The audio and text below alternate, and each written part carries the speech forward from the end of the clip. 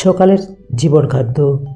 প্রথমে একটি আমরা বাক্য দেখি, হিতোপদেশ 16 অধ্যায় 24 পদের। মনোহর বাক্য মৌচাকের ন্যায়, তাহা প্রাণের পক্ষে মধুর, অস্থির পক্ষে স্বাস্থ্যকর। ঈশ্বর তার বাক্যে বলছেন যে সুন্দর,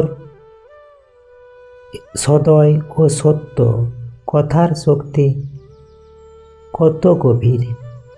যেমন মৌচাক থেকে মধু বের হয়, যা মিষ্টি, পুষ্টিকর ও আরোগ্যদায়ক, তেমনি মনোহর বাক্য মানুষের অন্তরকে সান্ত্বনা দেয়, প্রাণকে আনন্দিত করে এবং জীবনকে সুস্থ করে তোলে। ভালো কথা শুধু মন ভালো করে না, তা মানুষের মানসিক ও আত্মিক স্বাস্থ্যও গঠন করে। এই পথ আমাদের কথা বলার দায়িত্বের কথা স্মরণ করিয়ে দেয়, যেন আমাদের বাক্য অন্যের জন্য আশীর্বাদ হয়, আঘাত নয়। ঈশ্বর আপন বাক্যে প্রত্যেক আশীর্বাদ করুক। আমরা এখন প্রার্থনায় আসি আজকের বাক্যের উপর ভিত্তি করে। হে প্রেমময় ঈশ্বর, তুমি আমার মুখে পবিত্র বাক্য দাও। আমার কথায় যেন মধুরতা ও সত্য একসঙ্গে থাকে।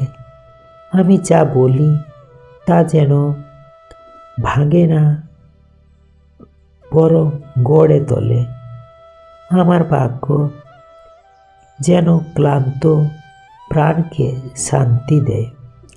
দুঃখিত হৃদয়ে আমার কথা যেন সান্ত্বনার পরশ আনে। রাগ ও অহংকার থেকে আমার জিহ্বাকে সংযত করো। আমাকে শেখাও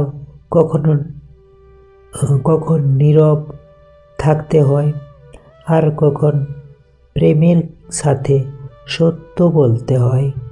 আমার কথার মাধ্যমে যেন তোমার আলো প্রকাশ পায়, যেন আমার বাক্য অনেকের জীবনে সুস্থতা আনে। প্রভু যিশুর নামে